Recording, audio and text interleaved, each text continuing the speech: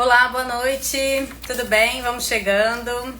Essa é uma live super especial. Eu sou a doutora Juliana, ginecologista, especialista em fertilidade, atuo com reprodução humana e eu tô aqui para te ajudar a engravidar, realizar esse sonho da gravidez após os 30 anos.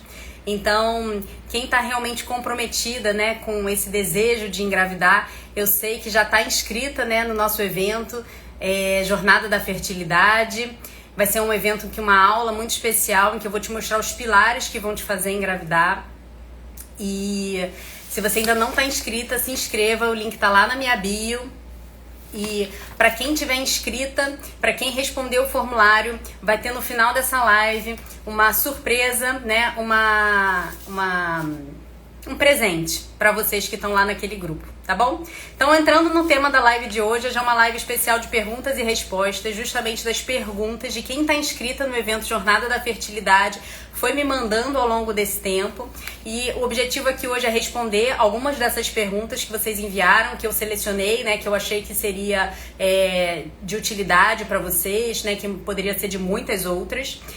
E se der tempo, no final aqui da nossa live, a gente ainda tira algumas dúvidas que possam ir aparecendo por aí, tá bom? Então vamos lá. A primeira pergunta é da Anne, eu vou lendo aqui a pergunta, tá? É a Anne do Paraná. O que eu faço? Por onde eu começo? O que eu tô fazendo de errado, né?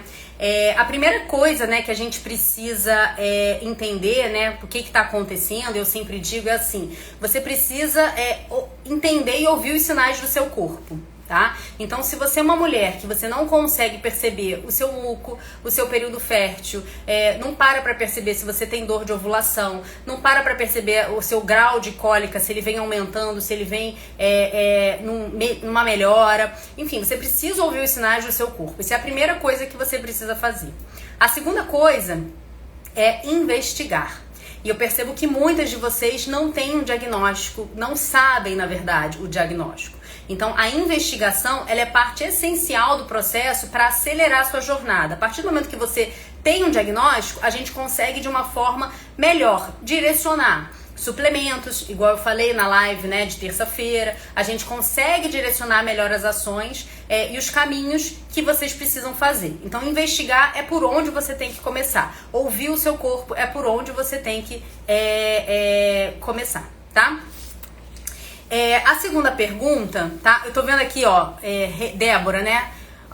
O guia de suplementos não chegou. Eu vou falar com a minha equipe pra checar, tá? O teu e-mail, mas qualquer coisa você me chama no direct, tá? Então, quem tava na live, quem respondeu o formulário e não recebeu o guia de suplementos, me manda um direct, me sinaliza, porque é pra receber, tá? Mas eu vou falar com a minha equipe pra dar uma checada nisso. Outra coisa, pergunta 2, Fernanda do Rio de Janeiro. Causas de infertilidade. Isso é importante pra gente complementar a pergunta anterior, né? Por onde começa. Então, entenda o seguinte, a gente vai dividir em grupos as causas da infertilidade. 30% vai ter causas femininas. 30% causas masculinas. 30% vai haver uma associação masculino e feminino e 10% vai ser o que a gente chama de infertilidade sem causa aparente, tá? Infertilidade sem causa aparente, ele é de uma certa forma diagnóstico. Então, se você não sabe a causa, você não se enquadra na infertilidade sem causa aparente se você não fez uma investigação. Quem vai se enquadrar aqui é quem investigou tudo e não achou nada. Significa que não tem nada? Não, eu sempre reforço isso aqui. Tem, só que a medicina provavelmente não evoluiu ao ponto de conseguir identificar. Então, se você foi revirada, seu marido foi revirado de cabeça para baixo, não achou uma determinada causa, né, com os diversos exames, a gente precisa enquadrar na infertilidade sem causa aparente. E sim, tem coisas pra gente fazer dentro desse diagnóstico, tá? Então, você precisa identificar qual é a causa para acelerar a sua jornada nesse processo, tá? Agora, o que eu sempre digo também, se você tá tentando há pouco tempo e você percebe justamente aqueles sinais que eu falei, né? Cólica, se você tem histórico de hábitos não tão saudáveis, se você tem dor, né? Enfim, são vários sinais. Se você não consegue perceber seu muco, né? Você não precisa esperar um ano para investigar. você pode muito bem começar a fazer essa investigação o quanto antes. Porque se você começou agora, provavelmente você tem até certo ponto o tempo a seu favor. Então não jogue fora esse tempo. Lembra, tempo é fertilidade. Então comece a investigar, mesmo que você não tenha, às vezes, 1 ano de tentativa. Claro, isso vai ser individualizado, mas não perca tempo se você percebe algum sinal diferente, tá? Se você tem ciclo irregular, por exemplo, enfim. A pergunta da Maria. Maria é de Minas Gerais. Riscos de aborto com hipotiroidismo. De fato, a gente precisa estar com a tireoide controlada para partir para uma tentativa de gravidez, né? Hoje a gente tem níveis muito restritos, né? A gente pega muito nisso dos valores do TSH, que é o hormônio da tireoide. Eles precisam estar muito controlados realmente para se tentar uma gravidez. Por quê? Porque quando ele está alterado, seja mais para cima ou para baixo, né? A gente tem um risco realmente de abortamento. Então, não basta só, lembra, eu falei na live da terça-feira, não basta só a gente olhar o valor de referência ali do laboratório. Para quem está tentando engravidar, são outros valores, né? Então, às vezes, para uma mulher normal que não está tentando engravidar, aquele valor do laboratório tá ok. Mas para a mulher que quer engravidar, ela precisa estar num valor, um ajuste menor de faixa. Geralmente, esse TSH, para vocês saberem, é entre 0,1 e 2,5, tá? Para quem está querendo engravidar. Então, quem tem hipotiroidismo tem que controlar a tireoide antes, tá? Quem às vezes tem o que a gente chama hipossubclínico, né? Ou tem esse TSH que não é nem um hipotiroidismo, mas não tá fora dessa faixa, também tem que ajustar antes de tentar engravidar. Recentemente, eu atendi uma paciente que tinha hipertiroidismo, tá? Por doença de Hashimoto. Então, se você tem doença de Hashimoto, que é uma doença autoimune contra a tireoide, e ela não está 100% controlada, e se você tem a idade, a reserva a seu favor, que era por sorte o caso dela, espere, controle, para a gente não ter desfechos desfavoráveis e use esse tempo que você vai estar no controle da tireoide para construir hábitos mais saudáveis, construir o que eu chamo de hábitos férteis para fazer você engravidar mais rápido, tá?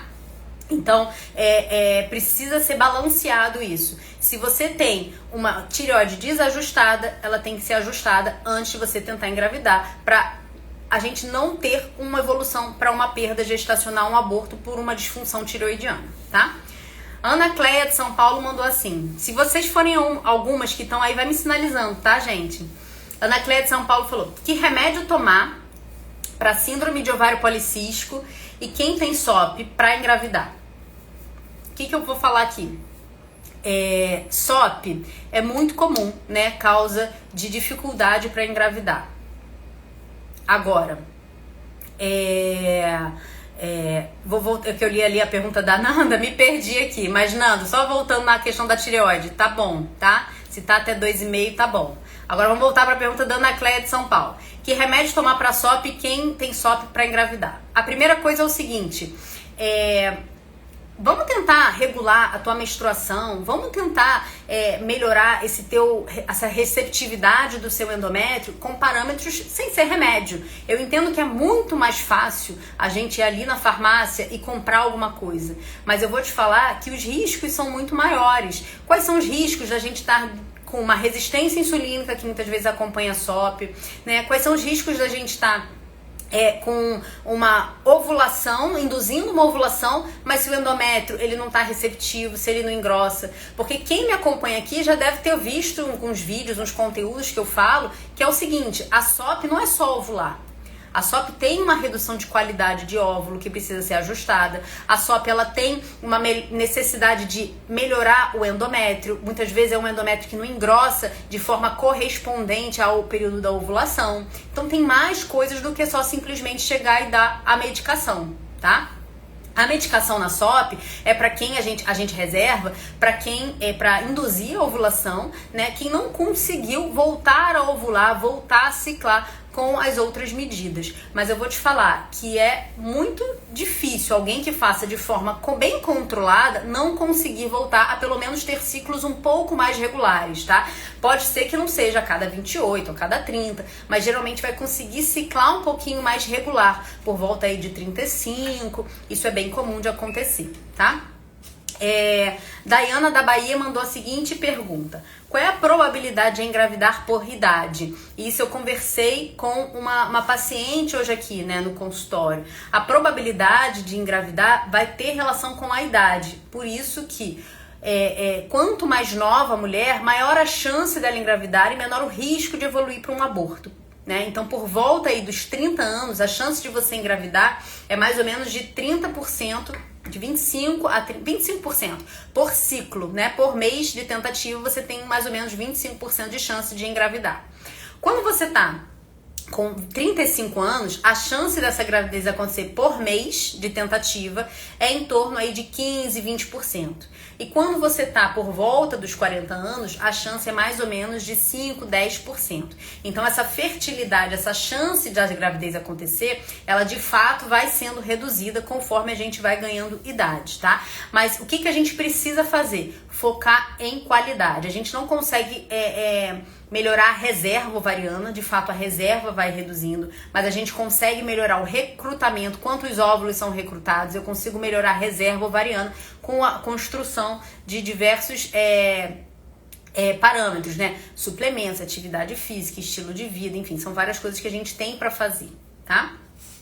Então foque na qualidade do óvulo, não foque só em ovular. Isso vale para SOP, tá? A SOP às vezes fica muito ligada, né, na questão da ovulação somente, de ovular, mas você precisa focar em qualidade, tá?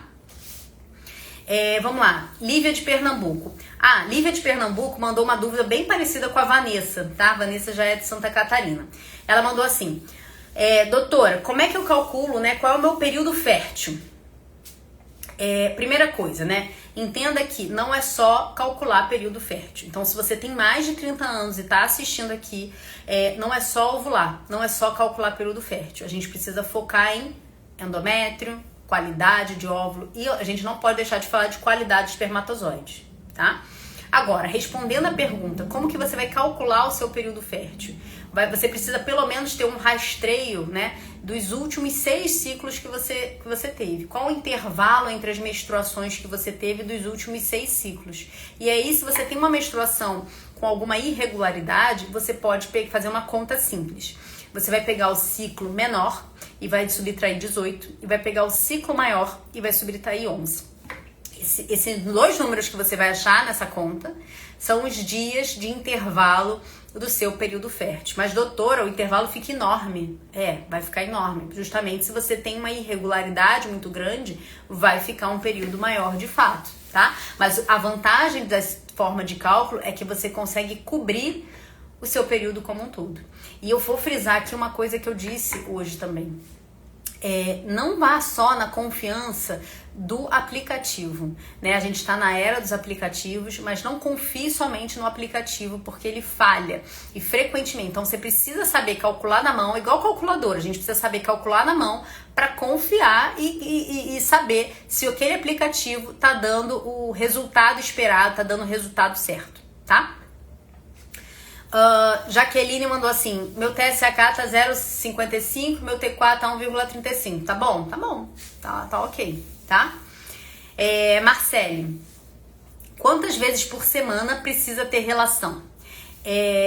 Vamos lá, a gente pode ter relação sexual todo dia, tá? Isso não reduz a qualidade do espermatozoide, isso não diminui a fertilidade do homem.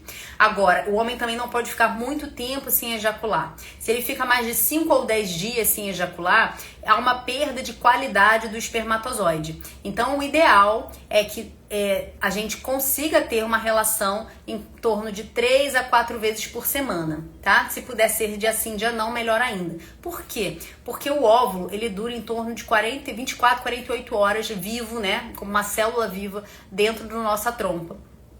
E o espermatozoide vai durar aí 48, 72 horas. Então, para ver esse encontro, precisa ter essa relação mais frequente. E o que eu sempre falo é o seguinte: doutor, eu tenho relação sexual 3 vezes na semana, mas é sexta, sábado e domingo. Só que se você ovulou na terça-feira, provavelmente não vai ter espermatozoide vivo para encontrar o seu óvulo que foi ovulado. Então, de fato, você precisa espaçar essas relações durante a semana, ok? Cláudia aqui do Rio, né? Por que eu não consigo engravidar? Porque é tão difícil se eu faço todos os métodos e nada acontece? Será que você faz, Cláudia, todos os métodos? Tô jogando essa pergunta de volta para refletir mesmo, para vocês refletirem. Será que vocês estão fazendo tudo? Né? O que é tudo? E mais, será que vocês estão fazendo tudo ao mesmo tempo? Porque às vezes você foca numa coisa assim, ó, eu vou focar na minha alimentação. Aí você foca 3 meses lá na tua alimentação. Aí você cansa. E aí você vai pro suplemento. Aí você daqui a pouco faz outra coisa. Será que você junta tudo ao mesmo tempo para de fato aumentar a qualidade do óvulo, aumentar a sua fertilidade? Tá? Então o importante, e eu vou falar isso, né, no evento Jornada da Fertilidade. Então nessa aula, é uma aula que eu vou dar muita clareza para vocês em relação a como a gente vai construir hábitos férteis, né? Quais são os pilares que vão te fazer engravidar. Então, Cláudia, assiste essa aula e depois você me diz, tava fazendo tudo mesmo? Ou realmente tinha coisa que daria pra gente aprimorar, pra gente melhorar, pra gente otimizar essa sua fertilidade, tá? Então, novamente, quem não tá inscrita no evento, se inscreva no evento Jornada da Fertilidade, o link tá lá na minha bio, tá? Vai ser um evento incrível. Eu tô preparando, hoje mais cedo eu tava preparando já também um pedacinho da aula pra vocês, porque é uma aula com muito conteúdo. Vamos lá, dúvida da Jaqueline. Jaqueline é de Brasília. Quais são os fatores que vão afetar a fertilidade masculina? E eu achei essa pergunta ótima, porque a gente tem o hábito de focar só na fertilidade feminina, né? Como se tudo fosse a gente. Mas eles são responsáveis aí por 50%, né? Então, inclusive eu vou até essa semana falar de um filme que eu assisti, né, no último domingo, que foi muito bom, assim, porque esse filme, o fator que existe, né, já dando um leve spoiler aqui, mas o fator de infertilidade que existe é o fator masculino. E a trama se desenrola, mostra umas cenas, vocês vão se identificar, enfim, tem uns mitos, é bem interessante. Mas voltando aqui, o que afeta a fertilidade masculina? De uma forma geral, o que vai afetar a fertilidade masculina são parâmetros e coisas bem similares ao que vai afetar a fertilidade feminina, tá? Então, o estilo de vida, o tabagismo, o álcool, o café, né, o sobrepeso, uso de anabolizante, tudo isso vai afetar a fertilidade masculina, assim como a feminina. Mas existe uma coisa que pode influenciar mais, né, na parte masculina, que são os hábitos, às vezes, que eles têm do aquecimento, que vai levar a um aquecimento da região testicular. Então, por exemplo, né, o ciclismo, tá? Apoio de laptop, né, em cima do colo, tudo isso, né, pode aumentar o aquecimento, levar um superaquecimento do testículo e prejudicar a fertilidade deles. Atendi uma vez um casal em que o parceiro trabalhava fazendo churrasco naquele fogo de chão. E sabe, aquela churrasco que a brasa fica no chão e vem aquele vapor, e ele andava por cima daquela brasa, né, no trabalho. Então isso pode sim prejudicar a qualidade seminal. O que é importante vocês terem clareza que quando o homem, né, faz um espermograma simples, nem sempre a gente vai conseguir fazer todas as avaliações. Existem os tipos específicos, às vezes, de espermograma que a gente precisa fazer. Então, o espermograma, por exemplo, para homens que têm mais de 45, beiram ali, né, os 40, 45, faz um espermograma um pouco mais completo, né? A gente vai conseguir ter muito mais clareza se tem alguma coisa. Inclusive, alterações no espermograma podem ser causa de abortamento. Então, às vezes, o parceiro, né, acha assim, não, já engravidou, então é como se eu já tivesse cumprido o meu papel aqui, né? Cumpri tabela. Mas, na verdade, não. Existem alterações seminais que a gente consegue identificar que podem ser causa de aborto. Então, se você tem história de abortamento, principalmente história de abortamento de repetição, o seu parceiro tem que aprofundar essa investigação, tá bom? Deixa eu ver aqui. Uma das principais causas, né, só sinalizando aqui, uma das principais causas de alteração da fertilidade masculina é relacionado também à varicocele, tá? Deixa eu ver aqui se vocês vou respondendo aqui no meio. Vitamina, legal, Aline, vitamina para ajudar no fator masculino, tá? Sim, o que eu falo aqui, homem também tem que entrar no jogo. Ele também tem que suplementar. Ele também tem que entrar nos hábitos, né, adequados, nos hábitos férteis. E a gente precisa focar no homem em vitaminas antioxidantes. Entrar com zinco também é super importante para a qualidade seminal. Vitamina C, vitamina E, coenzima Q10, ômega 3. Homem pode usar essas vitaminas que a gente usa pra gente. Então eles também precisam suplementar, tá? E eu vou te dizer mais. Por mais que ele tenha um espermograma normal, né, fazer essa suplementação, se a mulher tem algum fator, né, principalmente se for um fator às vezes de baixa reserva, de idade, ou um fator inflamatório como uma endometriose, né, se a mulher tem algum fator, esse espermograma, esse espermatozoide, o ideal é que ele esteja assim ótimo. Então ele entrar com suplemento, né, é super importante. Ele fazer atividade física, ele se alimentar, né, ele ter os hábitos férteis é extremamente importante. Hoje inclusive eu postei algumas coisas aqui nos meus stories, não sei se vocês viram, de alguns hábitos férteis da manhã que vocês podem já começar a fazer, tá bom? Então, isso é extremamente importante. O homem precisa participar disso, né? A Personalize Fest colocou aqui assim, né?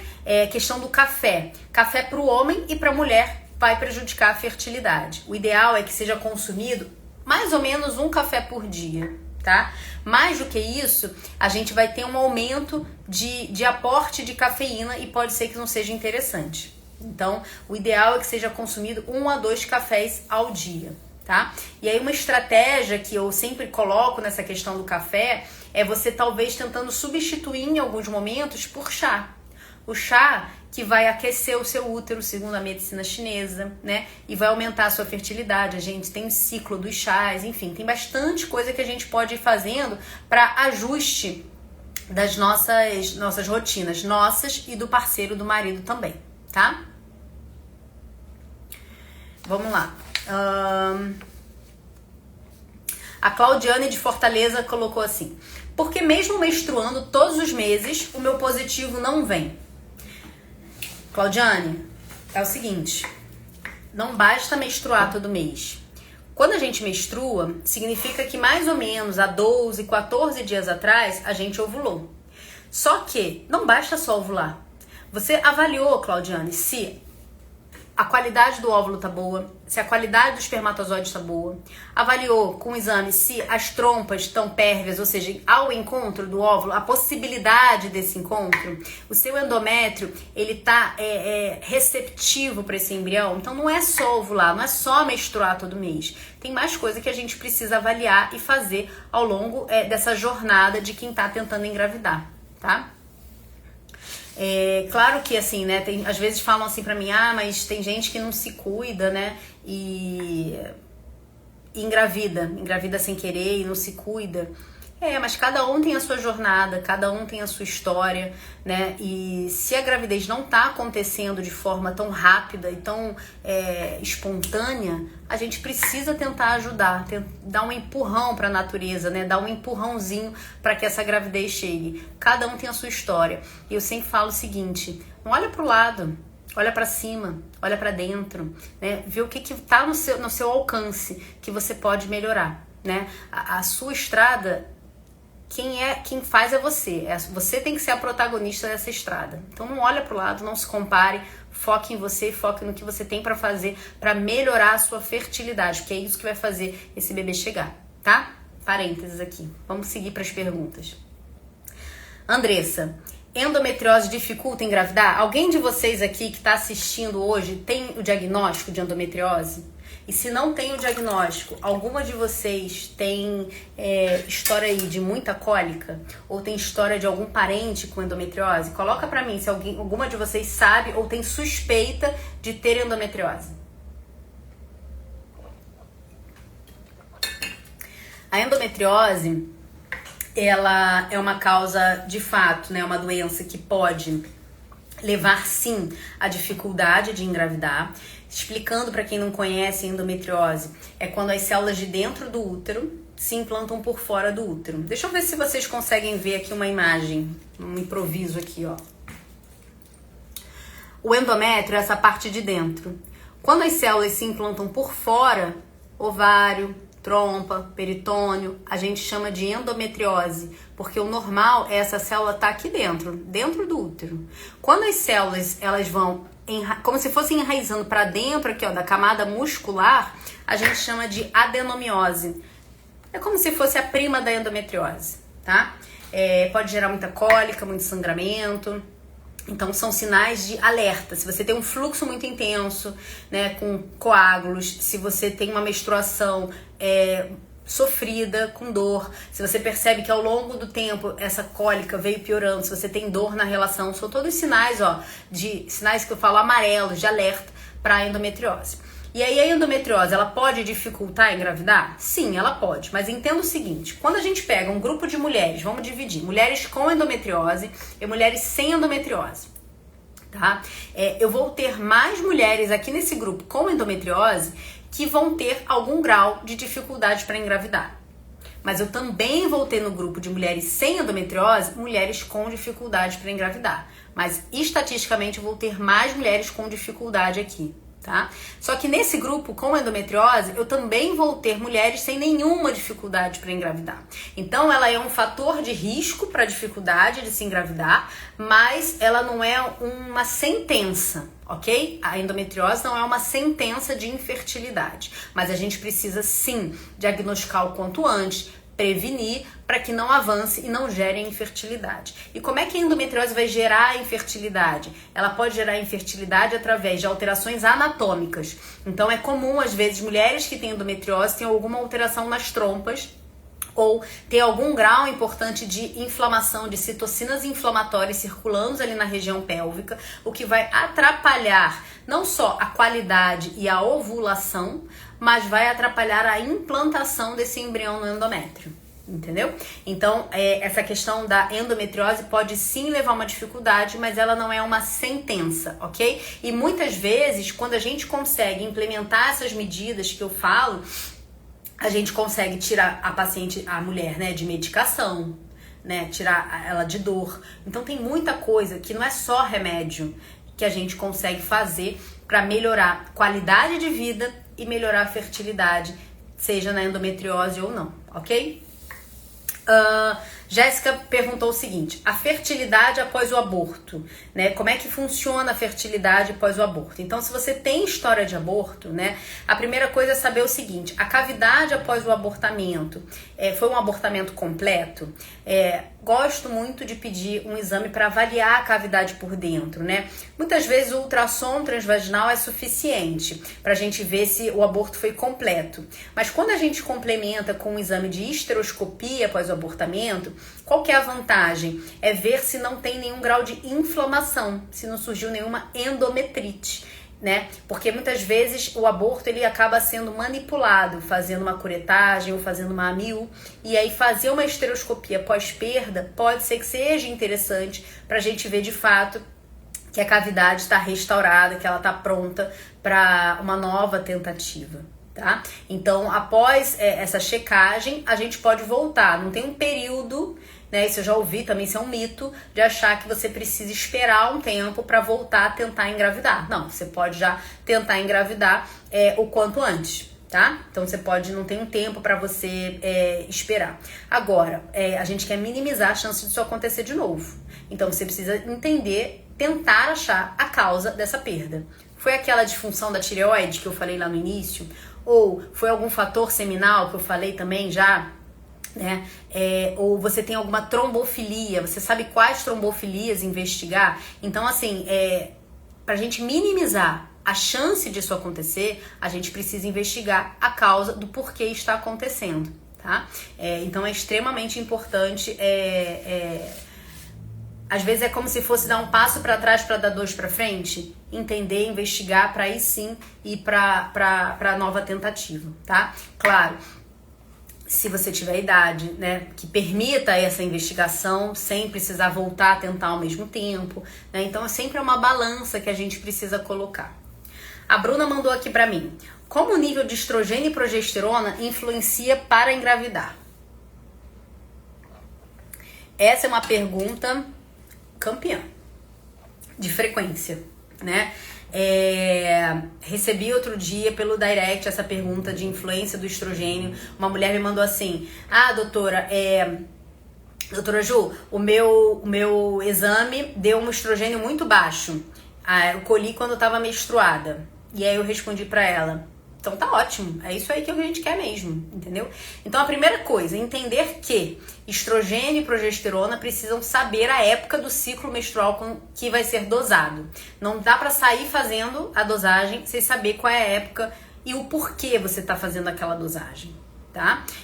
Então, só para vocês entenderem como é que funciona a fisiologia. Na primeira fase do ciclo, a gente de fato precisa que o estrogênio idealmente esteja mais baixo, quando a gente menstrua, para então o folículo, que é o produtor do estrogênio, ele vai crescendo, ele vai produzindo estrogênio, então o meio do ciclo geralmente é a fase que eu tenho mais estrogênio, e esse estrogênio alto ele vai gerar um gatilho para a nossa ovulação. E aí depois que a gente ovula é que a progesterona aumenta. Então não fique em pânico se você dosou sua progesterona e ela tá baixa. Ela provavelmente vai estar baixa, porque a maior parte do ciclo ela está baixa, e tudo bem. Né? A gente precisa dosar a progesterona na fase correta para avaliar se você tem uma insuficiência de corpo lúteo ou não. Então, não é qualquer fase também pós-ovulação que ela vai estar num valor adequado. A gente precisa dosar ela mais ou menos aí 7 dias antes de você menstruar. Essa é a fase ideal para você fazer uma avaliação da sua progesterona, tá? Então, uma coisa que eu quero frisar aqui, que é muito cuidado na interpretação dos exames, porque gera pânico, né? Eu sei que gera uma preocupação excessiva, gera um estresse, né? Uma ansiedade, e muitas vezes não é nada demais. Então, assim, precisa ter uma orientação de avaliar junto com vocês essas dosagens hormonais. Inclusive no domingo, agora, né, às 8h30 da manhã, eu vou fazer uma live também super especial falando dos 3 hormônios que vão influenciar na chance de gravidez da mulher com mais de 30 anos. Então, se você tem essa dúvida de hormônios, acorda cedo, me acompanha e assista essa live junto comigo para você também tirar suas dúvidas, tá? Porque eu sei que gera muita dúvida essa questão da parte hormonal. Muitas também me perguntaram o seguinte: o que fazer para aumentar a chance de engravidar? E aí, essa é a pergunta que não quer calar, né? O que a gente pode fazer? Né? Tudo que a gente está fazendo aqui, esse grau de informação das dúvidas que vocês trazem, eu estou respondendo. Pelo conteúdo que eu publico aqui na rede, né? Os presentes, né? Os e-books, os PDFs que eu dou lá no grupo de quem está inscrita no evento Jornada da Fertilidade, né? Toda a informação e orientação, isso de uma certa forma aumenta a sua fertilidade. Por quê? Porque é conhecimento. Então, quanto mais você conhece, menos tabu, né? Você tampa os seus ouvidos para aquele tabu que você está ouvindo. Você foca no que você de fato precisa focar. Então, conhecimento é poder. Então, quanto mais você se informa, quanto mais você sabe, agora, procurando sempre conteúdos de qualidade, né? Você sair jogando muitas vezes no Google ou buscando, que eu vejo aqui na rede às vezes, né? Pessoas que não têm formação na área e saem falando ao vento o que fazer e o que não fazer. Cuidado, você pode não estar focando de fato no que você precisa fazer e estar perdendo tempo. Então, o aumentar a sua fertilidade é, primeiro, conhecimento. Você também precisa construir hábitos que vão aumentar a chance desse bebê chegar. Para quê? Para melhorar a qualidade do seu material genético, né? Do óvulo, do espermatozoide, né? A gente sabe que tempo é fertilidade. E quando a gente constrói esses hábitos, e o hábito, isso é interessante de colocar, porque foi me perguntado assim hoje, mas quanto tempo eu tenho que ficar fazendo isso aí? Não, até chegar, até acontecer. Isso aqui é uma construção. Entenda que o óvulo que você ovula hoje está sendo maturado aí dentro de você, está sendo vindo num processo mais de amadurecimento de 3 meses para cá. Então é uma construção, não é uma ação pontual. Isso aqui é construção. Então, para você colher os frutos, você precisa plantar, você precisa semear, tá? Então, essa questão de aumentar a chance de engravidar é tudo isso. É conhecer o seu corpo, é um pouco um pupurri, né, do que a gente foi falando aqui. É conhecer o teu corpo, é entender quais são os hábitos, entender quais são os suplementos, né? Entender qual é o teu período fértil, entender quando que você tem que ter relação, né? E colocar isso em prática, dia a dia. Então, muitas vezes, não só ver muita teoria, mas vocês precisam ir para a prática. Então, a teoria que você pega, você tem que sair para ação, você tem que ir para a prática. Porque senão fica muito teoria e tem que ir para ação. Será que alguma coisa tem que ser direcionada assim para você ou para outra de um outro jeito? Saia só da teoria e entre para ação.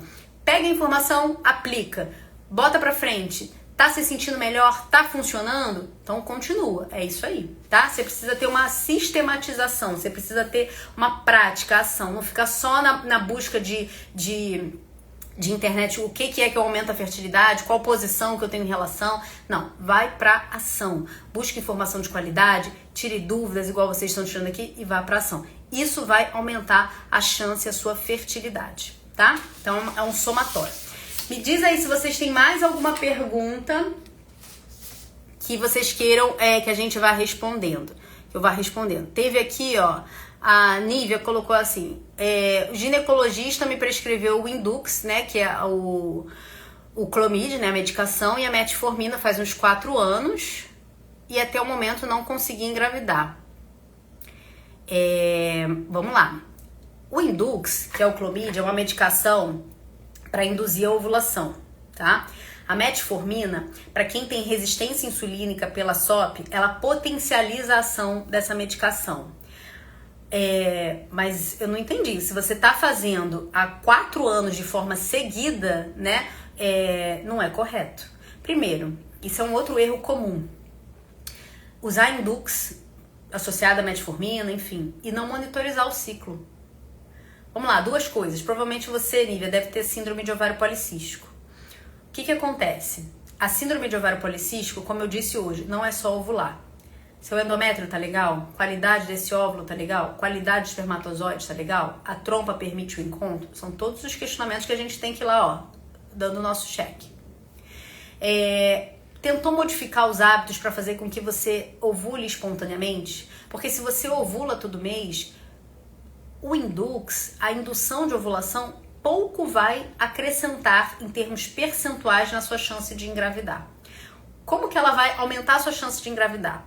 Se o casal tiver uma frequência sexual menor, né? Às vezes o marido viaja, uma mulher viaja, ou tá numa rotina muito atribulada, tá cansado. A gente precisa focar exatamente quando vai acontecer aquela relação no período fértil. Então a indução de ovulação, ela ajuda nesse sentido, mas fazer há anos sem uma monitorização, sem saber se você está ovulando, sem saber se a qualidade tá boa, não é efetivo, né? Não é efetivo. Na verdade, você precisa monitorizar. Como é que você vai monitorizar o seu ciclo usando medicação? Porque sempre que a gente entra com medicação, tem que ser com médico.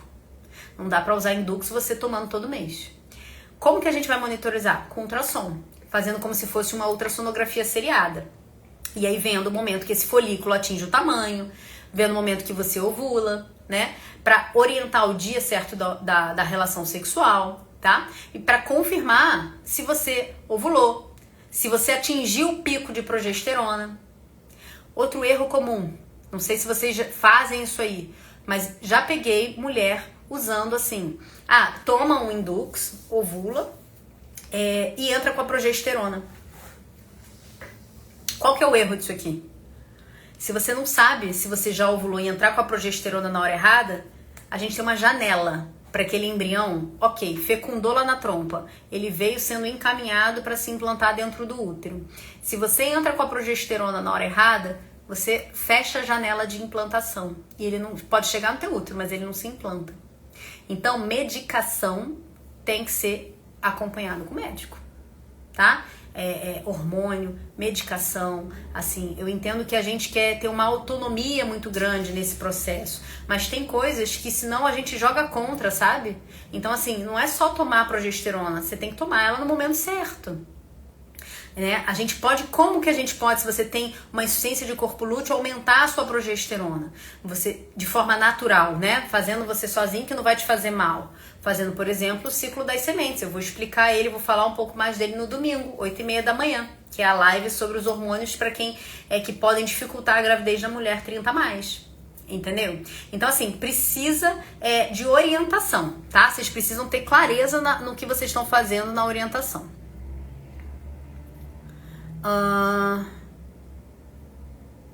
FSH baixo no homem está relacionado à baixa produção de espermatozoide?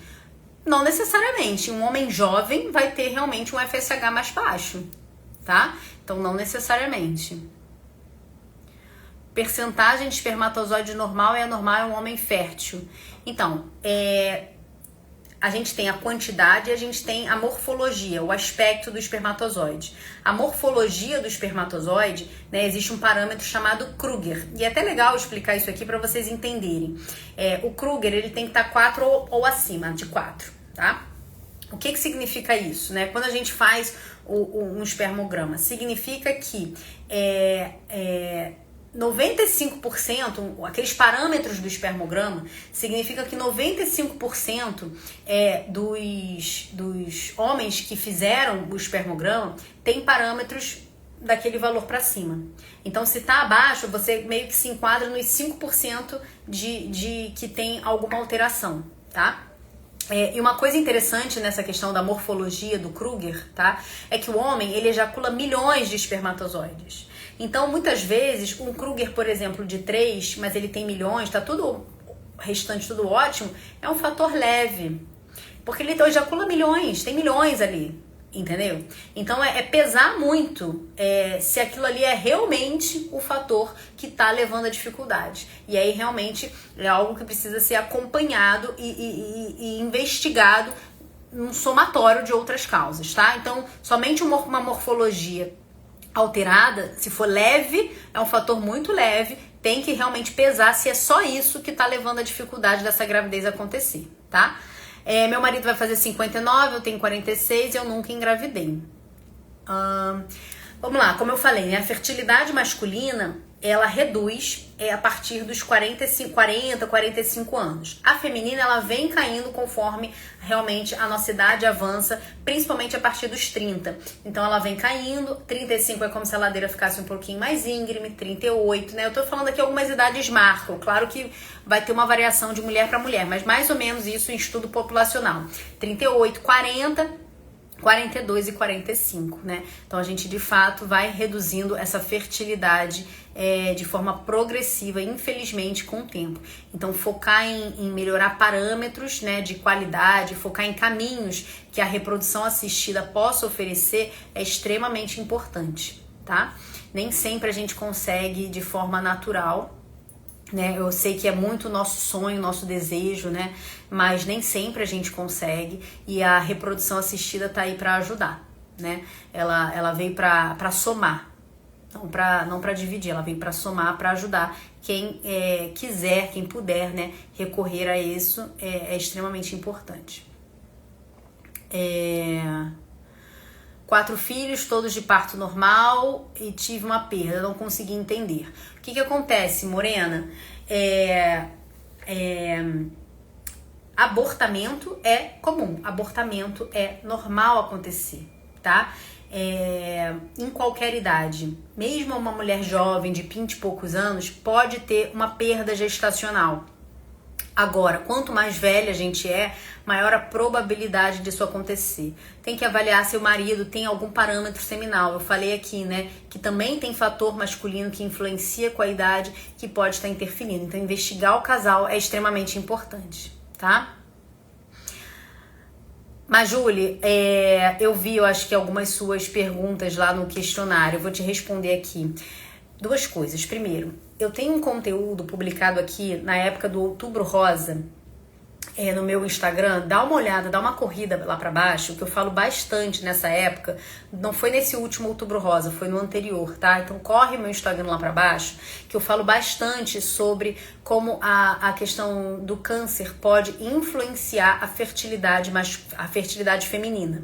Então dá uma olhada lá. Mas de uma forma geral, a quimioterapia, né, ela pode reduzir a quantidade de óvulos, né, e pode reduzir a reserva ovariana e pode reduzir também a questão de qualidade, tá? Então realmente a gente são mulheres que a gente precisa estar muito atenta, né, e focar realmente na questão do tempo e no que a gente pode fazer para acelerar essa gravidez de chegar, ou até nessa preservação de fertilidade, né? São mulheres que às vezes a gente pode sugerir uma preservação de fertilidade antes de passar pela quimioterapia, tá?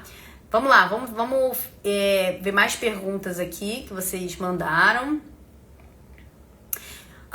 Olha que legal, Valdilene fez cirurgia de endometriose há 1 ano. Valdilene, assim, período pós-cirurgia de endometriose é o melhor período imediato para se tentar engravidar.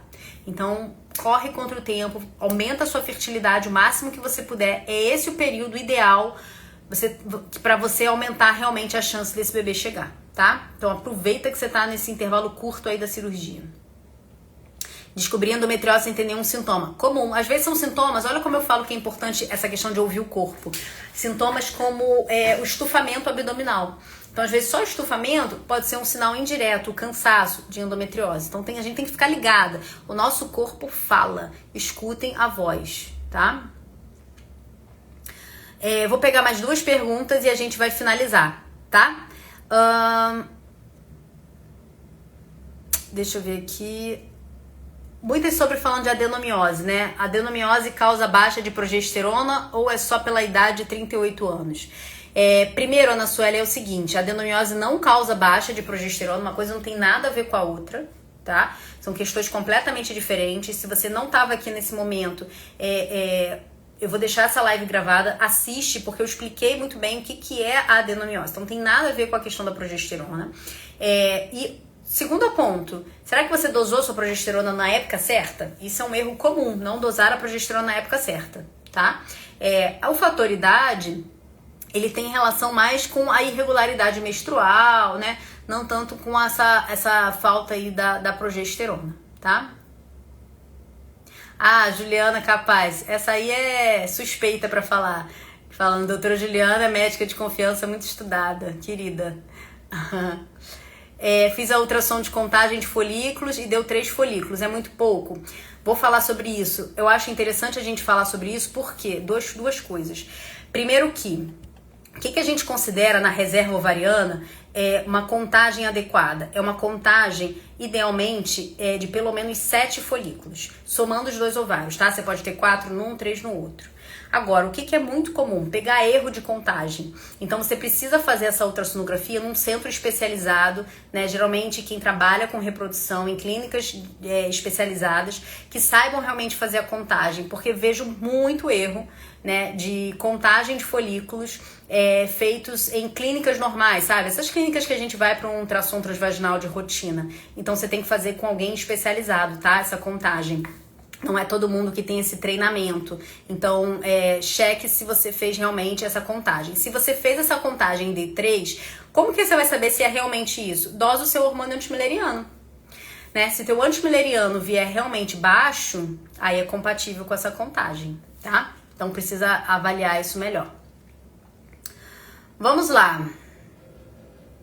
Lembrando vocês, então, que no domingo, a gente vai fazer uma live especial sobre os 3 hormônios que influenciam a gravidez de chegar para quem é mulher 30 a mais. Quem tá com mais de 30 anos, tá tentando engravidar, né? A gente vai ter uma live especial 8h30 da manhã. Então acorda cedinho, me acompanha aqui, porque eu vou estar aqui junto de vocês, tá? Quero avisar que quem já se inscreveu pro evento Jornada da Fertilidade tá lá no grupo de WhatsApp. Preencha o formulário que a gente mandou, né? Eu tô respondendo às vezes algumas dúvidas por áudio ou por vídeo. E se você colocar a sua dúvida lá no formulário, a gente tem chance de falar, né, um pouco mais sobre isso, abrir um pouco mais o diálogo em relação às dúvidas que vocês tenham. E quem preencheu o formulário e tá lá no grupo de WhatsApp vai receber o presente de hoje, né? Vai receber o presente de terça-feira. Se você não recebeu, me manda um direct. Mas vai receber também o presente de hoje. O presente de hoje, eu vou falar pra vocês qual que é. São dois na verdade, tá? Dobradinha. São receitas que vão aumentar a sua fertilidade e são 10 exercícios para você fortalecer a conexão com esse bebê que vai chegar. Então, assim, nutrir a parte não só física com essas receitas, né? Mas nutrir a parte emocional. Isso aqui não é uma corrida de 100 metros, isso aqui é uma maratona. A gente precisa estar conectada com a gente precisa estar focada e eu tô aqui para ajudar vocês nisso, tá? Então, lembrando, na domingo eu vou ver vocês de novo. A partir de amanhã, sexta-feira, eu vou começar uma dinâmica, né, especial lá no grupo de WhatsApp. Então, se inscreva, né? Tá bem legal e vai fortalecer a nossa conexão, a nossa formação de roda, né? Nossa roda de mulheres. Então se inscreva e entre lá no grupo de WhatsApp. E lembrando, falta uma semaninha para nossa aula, para o nosso evento super especial da nossa aula Jornada da Fertilidade. Ele vai ser dia 3 de abril, na quinta-feira que vem, às 8 horas da noite. E esse evento, ele não vai ser aberto aqui no Instagram, tá? Então você precisa estar inscrita para receber o link, para ser direcionada para você poder assistir essa aula tão especial e entender quais são os principais erros de quem está tentando engravidar, né? Eu venho falando vários, mas lá eu vou pontuar os principais e entender também os pilares que vão te fazer engravidar, além de saber uma estratégia que vai te ajudar a parar dos erros e focar nesses pilares. Tá bom? Então eu vejo vocês no domingo. Amanhã, para quem estiver no grupo, eu falo com vocês. E se não receber o e-book, né, o e-book de hoje, né, o PDF de hoje, espere até pelo menos sábado para receber. A gente vai mandando, porque são muitas mulheres inscritas, a gente vai mandando, tá? Mas se você não receber, me sinaliza, porque você merece, você vai receber também, tá bom? Um beijo, boa noite, tchau!